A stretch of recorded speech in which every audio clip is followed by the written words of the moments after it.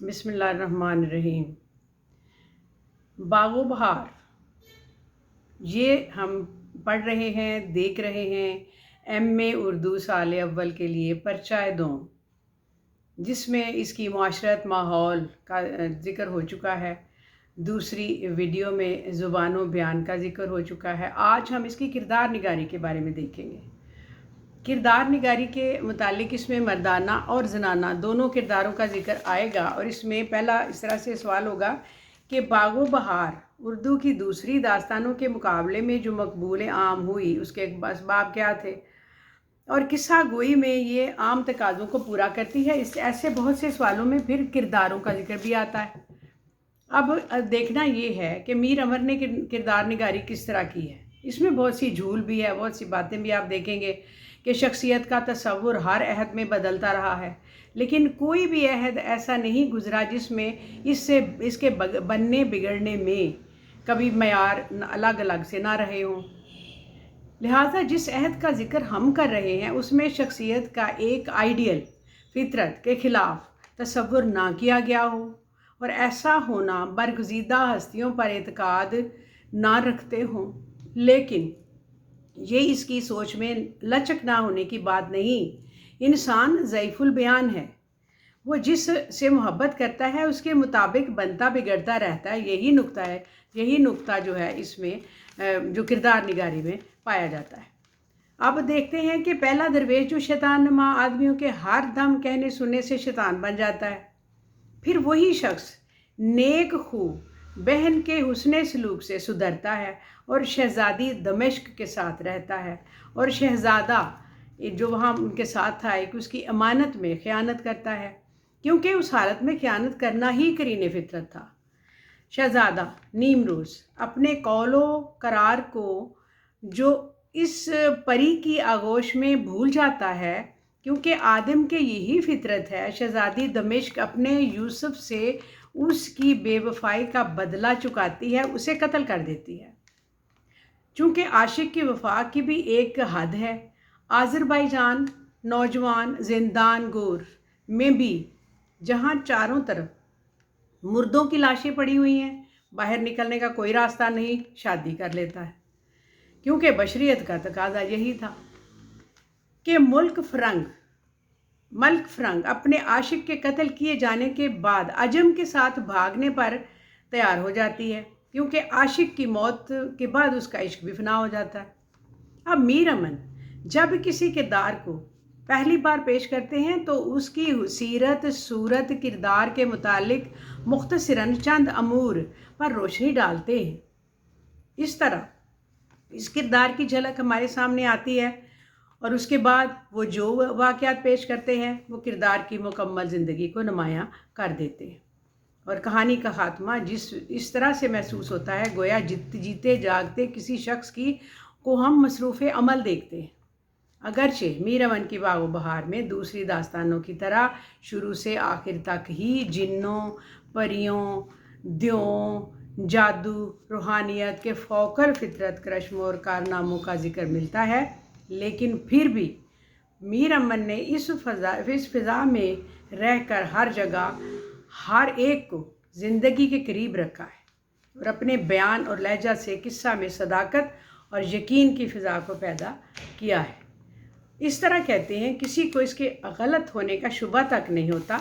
यही खसूसियत उन्हें नावल निगारी के दायरे में दाखिल कर देती है। अब देखना ये है कि बागो बहार के किरदार जो हैं वो काबिल ज़िक्र क्यों नहीं है, किसी किस्म का उनमें इर्तिका नहीं है। ख़ास तौर पर चारों दरवेश जो कि अपनी दास्तान के हीरो भी हैं, अगरचे जुदागाना ममालिक से ताल्लुक़ रखते हैं, लेकिन फिर भी नकाइश के एतबार से उनमें यकसानियत से यूँ महसूस होता है कि मीर अमन ने इन सब को एक ही सांचा में ढाला है, एक किस्म के नक्शो निगार हैं और सब के फ़र्क नाम रख दिए हैं। दास्तान के आगाज़ के एतबार से अगर पहला दरवेश कहीं मुतासर भी कर जाए तो तकरार के बायस बेजारी पैदा कर देता है। ख्वाजा सरपरस्त एक अहम किरदार है, मगर इस भले आदमी में अकल नाम की कोई चीज़ ही नहीं है। अपने सगे भाइयों के बार बार برے اور مہلک سلوک کے باوجود بھی ہر مرتبہ ان کے ہاتھوں بیوقوف بنتا رہتا ہے، اور پھر انتقام اس قدر خوفناک طریقے سے لیتا ہے کہ اس قصہ سے جو اخلاقی درس مقصود تھا وہ بھی غارت ہو جاتا ہے۔ باغ و بہار کی پہلی داستان کی ہیروئن کے کردار کی تعمیر و تشکیل میں میر امن نے اپنے فن کی پوری قوت صرف کیا۔ وقار عظیم لکھتے ہیں کہ انہوں نے اس کے کسی نقش کو نہ چھوڑا اور نہ اس کی مصوری میں کہیں غیر ضروری شعریت کو دخل دیا، اور سہل انگاری جو بہت سی کہانیوں کے کرداروں کو برزخ میں لا کر چھوڑ دیتی ہے یہاں نظر آتی ہے۔ اب پہلے درویش کے قصے جو پری، گل بدن، نازنین، ماہرو جیسے اپنی جاہو چشم پر حد درجہ مغرور ہے، جسے کسی آن بھی برتری کے احساس سے چھٹکارا نہیں ملتا، جو محبت کرتی ہے تو اس میں بے اختیار ہو جاتی ہے، اور جب اس میں ناکام ہوتی ہے تو سخت انتقام لیتی ہے، جو دانش مندانہ اور دور اندیش نہیں ہے۔ احسان ماننے والی نیکی کرنے میں دریغ نہیں کرتی، اپنی زندگی کے ہر واقعہ کو مذہب کی نظر سے دیکھتی ہے، بدنامی اور رسوائی سے بچنے کے لیے جا بجا مرنے پر تیار ہے۔ اس کے مزاج میں سب سے بڑی خصوصیت یہ ہے کہ وہ جو کچھ بھی ہے ہمیشہ وہی رہتی ہے۔ اچھا، باغ و بہار میں حرکت، حرارت، رعنائی، دلکشی سے معمور زندہ کرداروں میں دوسرے نمبر پر آزاد وقت ہے۔ پہلے درویش کی محبوبہ اور شام کی وزیر زادی اور بدو شہزادی کے خد و خال میں نمایاں فرق نظر آتا ہے۔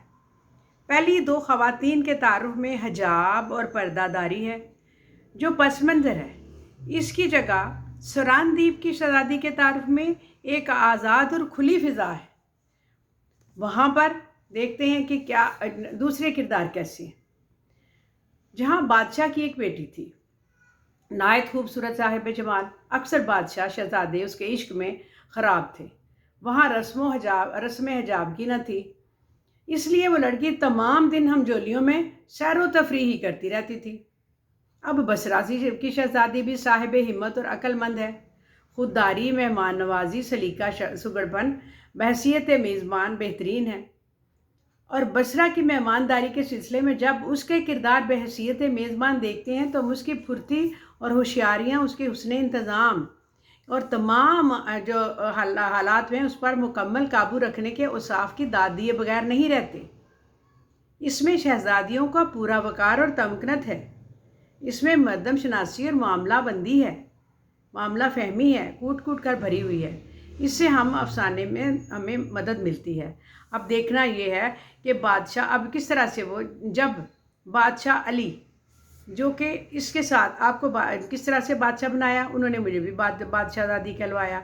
ہوا یہ کہ ہمیں یہ دیکھتے ہیں کہ اس کی رگوں میں زندگی کا خون دوڑتا ہوا دکھائی دیتا ہے۔ جس بادشاہ علی الاطلاق نے آپ کو بادشاہ بنایا انہی نے مجھے بھی شہزادی بنا دیا۔ اس کی قدرت کے کارخانے میں کسی کو اختیار نہیں، یہ اس کا خیال تھا، اور آپ کی ذات ہماری جو نعمت ہے قبلہ و کعبہ ہے، اور حضرت کے قدم میں مبارک کی خاص کو اگر سرما کروں تو بجا ہے۔ اچھا، اب ایک بالغ نسوانی کردار اور اس میں نظر آتا ہے، وہ ایک معصوم بچی کا کردار ہے۔ ملاحظہ اس طرح سے ہو کہ 13 سال کی کم عمر بچی ہے، اور یہ بچی وزیر کی لڑکی ہے، جب اپنے باپ کو قید کا واقعہ سنتی ہے تو اپنا بھیس بدل کر بادشاہ کے دربار میں آدمی بن کر پہنچ جاتی ہے اور اپنے باپ کا جو مقدمہ لڑتی ہے۔ لڑکا بن کر اس نے کمال کر دیا۔ باغ و بہار میں واحد نہ بھولنے والا یہ نسوانی کردار ہے۔ وہ اپنی اس کم سنی میں اپنے اندر اس قدر کشش رکھتی ہے کہ اس کی باتوں میں بجلیاں بھری ہوئی ہیں، اور ہم بے ساختہ میر امن کے اس بارے میں سوچنے لگتے ہیں کہ کہیں وہ اس ناول نگار کہ کہیں اپنا یہ اس کا آئیڈیل تو نہیں تھا۔ بہت اچھوتا کردار ہے۔ اب یہاں ایک شہزادی کا ذکر کرے بغیر ہم نہیں رہیں گے کہ جو 7 بہنوں کی ایک بہن ہے، اس کے باپ نے ایک دن 7 بہنوں کو اکٹھا کیا اور پوچھا کہ اگر میں بادشاہ نہ ہوتا تو تم کسی غریب کے ہاں پیدا ہوتی تو تمہیں بادشاہ زادی اور ملکہ کون کہتا؟ اس پر 7 نے کہا نصیب ہر ایک کے ساتھ۔ صحیح انہوں نے جواب دیا۔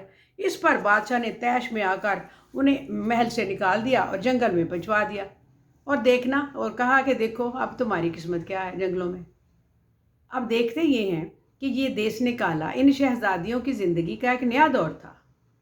وہ محض نازک مزاج اور عیش پسند شہزادیاں نہیں، بلکہ جب ان کے حالات نے پلٹا کھایا تو وہ ان کا مقدر کا ستارہ ڈوب جاتا ہے تو وہ ہرگز نہیں گھبراتی، بلکہ مردانہ وار نامساعد حالات کا مقابلہ کرتے ہوئے وہ بہترین زندگی گزارنے کے قریب پہنچتی ہیں، اور کچھ ایسے حالات برکت ڈالتے ہیں کہ اپنی فطری محاسن کی بنا پر ایک دن ایسا آ جاتا ہے کہ وہ دوبارہ ملکہ بن جاتی ہیں۔ الغرض اس قسم کے کرداروں کا پورا انبو ہمیں اس کتاب میں نظر آتا ہے۔ ان میں ہر ایک کردار جاندار ہے، خواہ وہ پہلے درویش کی بہن ہو یا اس راجہ کی لڑکی، آخری داستان میں آنے والی کٹنی، یا کوئی اور نسوانی کردار، سب حقیقت نگار ہیں۔ ان سب نے باغ و بہار کو فطری فضا کی زندگی میں بھرپور اپنا کردار سامنے ہمارے پیش کیا ہے۔ میر امن نے لوگوں اور خاص ہر پہلو سے اس کی زندگی کا مشاہدہ اور اس مشاہدے اور تجربے کی بنا پر باغ و بہار کے کرداروں کو اسی رنگ میں رنگ دیا ہے جو عام زندگی کے رنگ ہیں۔ ڈاکٹر سید عبداللہ کہتے ہیں کہ مانا کہ اس کے کرداروں کے نام اور اس کے بعد اعمال و افعال ہمارے لیے نامانوس ہیں، مگر ہمیں محض ناموں سے کیا غرض؟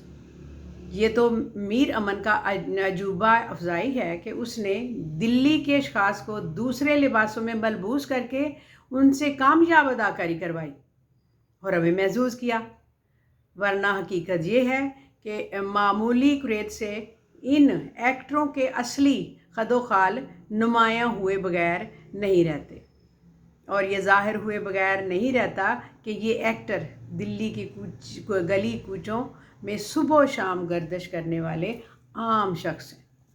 یہ سید عبداللہ نے اس کے بارے میں کہا تھا۔ اور کرداروں میں جیسا کہ آپ نے دیکھا کہ مردانہ کرداروں سے زیادہ اس میں جو لیڈیز کے کردار ہیں وہ زیادہ مؤثر ہیں، اور ان کو آپ نے دیکھنا ہے، پڑھنا ہے اور اپنے خیالات سے نوازنا ہے۔ لنک کیجئے، شیئر کیجئے، سبسکرائب کیجئے۔ شکریہ، السلام علیکم۔